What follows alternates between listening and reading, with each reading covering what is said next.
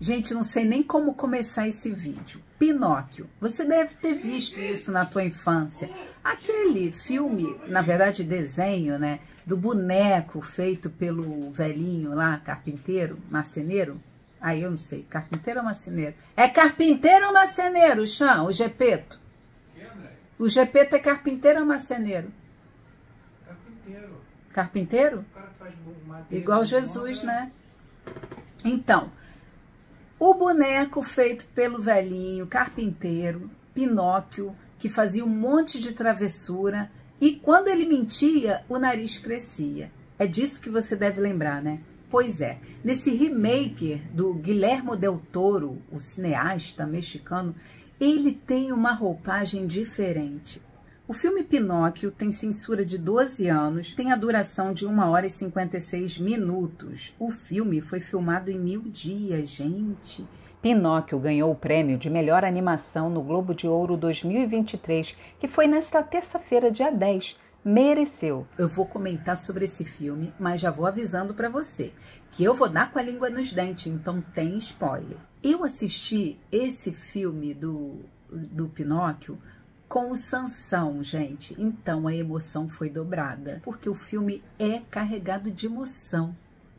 Eu senti algumas diferenças daquele filme tradicional da Disney. Na versão antiga, o Gepeto, ele era o vovozinho do Pinóquio. Eu lembro de uma última cena em que ele virava gente. Ele fala assim, vovozinho, eu virei gente. Muito emocionante. Mas se você tá pensando que o Pinóquio vai virar gente nesse filme, olha, você vai ficar aí a ver navios. Porque ele é um boneco do começo ao fim. Só que a diferença é que ele é um boneco que morre e ressuscita. Olha que interessante. Uma outra coisa que eu observei também nesse filme é que ele dá um enfoque muito grande para a história da Itália, né? O filme se passa na Itália, então ele enfoca muito as questões políticas. Tem uma cena, inclusive, que o Mussolini vai lá assistir o espetáculo do circo em que o boneco Pinóquio faz a apresentação. E o Gepeto tem que conviver com a dor da perda. Carlo, que era o filho dele, tão bonzinho, sabe aquela pessoa perfeita? Aí eu já começo a desconfiar aí, né? Porque não existe ninguém perfeito. Mas Carlo foi retratado ali como aquele filho perfeito. Tem até quem diga aí o ditado que Deus leva as pessoas boas da vida, né? As ruins ele deixa para que elas tenham tempo de se arrepender e consertar o seu caminho. Então Carlo se vai, deixando um buraco enorme no coração do Gepeto, porque a gente tem facilidade para se acostumar com o que é bom. Gepeto apegado ao filho, filho prestativo, coisa rara que a gente não vê hoje em dia, né? Educado, gentil, amável, obediente, companheiro do pai, né? Hoje em dia, os filhos fazem a maioridade e já querem picar a mula da casa dos pais, né? E Gepeto teve que conviver com essa dor, né? Aí tem uma frase que eu gosto muito, que é assim, a dor é inevitável, o sofrimento ele é opcional. E Gepeto, ele não só sentiu a dor, como ele se permitiu sofrer a ausência do filho Carlo. E ele ali, naquele sofrimento todo, num belo dia, ele teve um relâmpago assim de esperança e teve uma ideia. Cortou lá o pinheiro para fazer um boneco. E ele queria que aquele boneco se tornasse o filho dele, né? É o desespero da alma, quando você quer encontrar em qualquer coisa, buscar ali, se apegar para poder suprimir aquela sua dor, aquele buraco que você tem ali, aquele vazio. Assim foi com Gepeto. Ele não imaginava, é óbvio, que aquele boneco tomaria vida, mas ele queria apenas ter a materialização ali de alguém que pudesse representar o filho dele. E quando ele pega o Pinóquio para suprir a ausência do Carlo, ele acaba se frustrando, porque o boneco ele não vai ser nunca como filho. Primeiro, porque é um boneco. E segundo, porque as pessoas, elas são insubstituíveis. E o Carlo era único. Assim como o Pinóquio também é único. O Gepeto é único. Você que está me assistindo é único. Ninguém vai substituir ninguém na sua vida, no seu coração, assim como você também não vai substituir ninguém. Cada um de nós tem o seu próprio espaço. E é esse espaço que o Gepeto estava tentando preencher. O espaço que o Carlo deixou, o Gepeto queria preencher com Pinóquio. Mas é como naqueles brinquedos infantis que você tem ali os locais para encaixar as pecinhas. Aí tem o círculo, tem o quadrado, o retângulo. É como se você pegasse o retângulo, quisesse encaixar certinho dentro de um círculo. Não vai encaixar. E o Gepeto demorou a compreender isso. Porém, o mais importante ele fez, que foi dar o primeiro passo, construir o seu futuro, já que o passado já não existia mais. É assim que a gente deve fazer. Às vezes a gente fica lá deitado eternamente em berço esplêndido, esperando que algo sobrenatural aconteça para que a nossa vida tome um rumo diferente, que vá nos conduzir para a felicidade suprema, se é que isso é possível. Quando, na verdade, bastava apenas a gente dar o primeiro passo. Gepeto fez isso. Ele foi lá, pegou a madeira, não, vou construir o boneco, construiu, estava meio inacabado. E quando ele acordou no dia seguinte, que foi para terminar o boneco, cadê o boneco? O boneco tomou vida, gente. Por quê? Porque a fada, e aí é o outro ponto também que eu senti diferença. Nos contos lá da Disney, tinha aquela fada, aquela coisa bonita, aquela vozinha suave. Até no filme também Pinóquio, de Roberto Benigni, que por sinal também foi algo emocionante. Chorei horrores. Mas já a fadinha, que é retratada nos filmes anteriores, tem aquela aura angelical, aquela coisa espiritual, aquela coisa fofa, bonita. Nesse filme do Del Toro, esses seres mágicos ficaram meio que em segundo plano e também eles não têm essa coisa de luz, não. Tem um tom bem sombrio e às vezes até assustador. E a fadinha foi e deu vida ao boneco. E ela deu uma missão para o Pinóquio, fazer o Gepeto feliz. Olha que coisa, né? Que dura missão, a missão do Pinóquio. Como assim? Esse peso, essa responsabilidade de fazer o outro feliz? Pois eu sempre digo que ninguém faz ninguém feliz. A felicidade não é algo que a gente vai encontrar nas coisas, nas pessoas. A felicidade é algo que irradia de dentro para fora. A felicidade está dentro de cada um de nós. E a história vai se desenrolando e Gepeto começa a apresentar Pinóquio para as pessoas como filho dele. E geral fica boladão, né? Primeiro porque vê um boneco se mexendo e depois porque pensa que o Gepeto bilolou de vez, né? Bateu com a cabeça na pedra e tá vendo coisas. E lá nesse filme a gente vê que o Pinóquio sofre discriminação. Ah, e tem o grilo falante também, que é muito interessante onde o grilo fica. Tem um buraquinho no coração do Pinóquio, que era o buraquinho onde, lá no pinheiro que o Gepeto cortou para fazê-lo, o grilo falante morava ali naquele buraquinho. Então, quando o Gepeto fez o Pinóquio, aquele buraquinho onde o grilo morava, ficou ali correspondente ao buraquinho no coração do Pinóquio, ali do lado esquerdo do peito. E o grilo ficava ali. Pinóquio tinha ali o grilo falante, que era um conselheiro para ele, um bom conselheiro. Porque também não adianta nada você ter um conselheiro que te leve ali para o caminho ruim.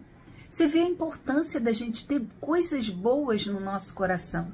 Eu costumo dizer o seguinte, que o meu coração é um lugar tão especial, que é onde eu guardo meu esposo, meu filho, que ele não é morada de coisas ruins. E uma das cenas mais emocionantes do filme é quando o Pinóquio entra lá na igreja para ajudar o Gepeto a reconstruir o braço de Cristo, lá que tinha quebrado com a bomba. Ele vai e olha para Cristo e pergunta para Gepeto, ele é de madeira que nem eu. Por que as pessoas gostam dele? Idolatram ele, se ajoelham, cantam para ele e eles não gostam de mim? Eu acho que o Gepeto não estava esperando por aquela pergunta, mas sabiamente ele responde algo que diz mais ou menos assim: as pessoas não estão preparadas para compreender e aceitar o que é diferente. Olha que coisa. Mas um dia elas vão te conhecer e aí vão gostar de você. Quantas vezes você passa a vida inteira correndo atrás, mendigando o amor alheio?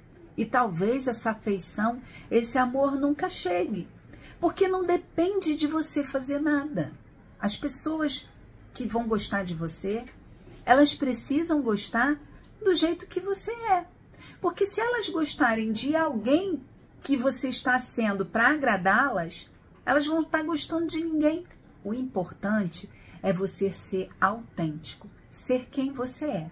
Se os outros vão gostar ou não, aí já não depende de você. Isso não está no seu controle. E você sempre, obviamente, é claro, você pode fazer uma autoanálise e ver aquilo que há em você que você gostaria de mudar. E você pode trabalhar para isso, porque nós sempre podemos fazer o nosso melhor. E o filme também fala sobre isso, sobre fazer o nosso melhor. É o melhor que podemos fazer. É simplesmente isso. Às vezes você quer se esforçar, fazer das tripas coração o impossível para fazer o melhor. E o melhor está ali, ao seu alcance. É exatamente aquilo que você pode fazer. Esse é o seu melhor. É aquilo que você consegue fazer. E o Pinóquio, sofrendo as rejeições dele e diante de tantas as adversidades que aconteceram no filme, o ciúme lá do macaquinho, o infiel escudeiro do dono do circo que queria escravizar o Pinóquio, o macaquinho acabou ficando enciumado com o Pinóquio. Tem o filho lá do homem lá que era voltado lá para a guerra, ele também ficou meio assim boladão com o Pinóquio. E o Pinóquio vai e acaba, em meio a tantas adversidades, fazendo esses dois amigos. Olha que coisa interessante. Já teve um amigo que no início você não gostava dele? Ele não gostava de tu? E depois, quando vocês se permitiram, se deram a oportunidade de se conhecerem melhor, você viu que era uma pessoa legal? E o Pinóquio conseguiu fazer amigos e conseguiu se tornar um menino bom. Uma outra coisa muito importante de destacar no filme é que quando tudo parecia perdido, de repente vinha um raio de esperança. Na vida, nada está perdido. Sempre há uma saída. Pode ser que você não consiga enxergá-la, mas não é porque você não está enxergando, ela não existe. Às vezes a saída está no lugar onde você menos espera. Porque quando a gente está vivenciando o problema, a situação, a gente só vê aquela muvuca ali, aquele turbilhão de coisas e a gente não consegue enxergar a saída. De repente a saída está lá em cima, está no alto e você está olhando para baixo. A saída está para o lado esquerdo, você está olhando para o direito. Às vezes a saída está em um lugar tão pequenininho que você passa despercebido por ele. Se a saída de um todo ela não existir em lugar nenhum, crie a sua própria saída. Abra o caminho, construa a sua saída. Tudo tem jeito nessa vida. Outra coisa para destacar também, já caminhando para o fim do vídeo, é quando as regras são mudadas para salvar a quem você ama. Isso foi uma coisa extraordinária no filme. Tinham regras. E aí o Pinóquio, ele tinha uma decisão a tomar. Ou ele obedecia às regras e vivia para sempre, que era aquilo que ele amava, morrer e ressuscitar. Ou então ele abria a mão de ressuscitar para poder salvar o seu querido paizinho. E ele faz a decisão dele. A gente às vezes precisa fazer decisões assim na vida. É graças a uma dessas decisões que hoje eu estou aqui, conversando com você. Porque lá atrás, alguém fez uma decisão dessas, uma decisão difícil, e escolheu salvar a mim. Seja grato pelas decisões difíceis que as pessoas fazem por você. E tenha sabedoria de saber fazer as escolhas certas quando você estiver nessa situação. Pinóquio escolheu salvar o seu vovozinho e abriu mão da sua vida, da sua existência, para poder dar vida a quem ele amava. Olha que coisa linda.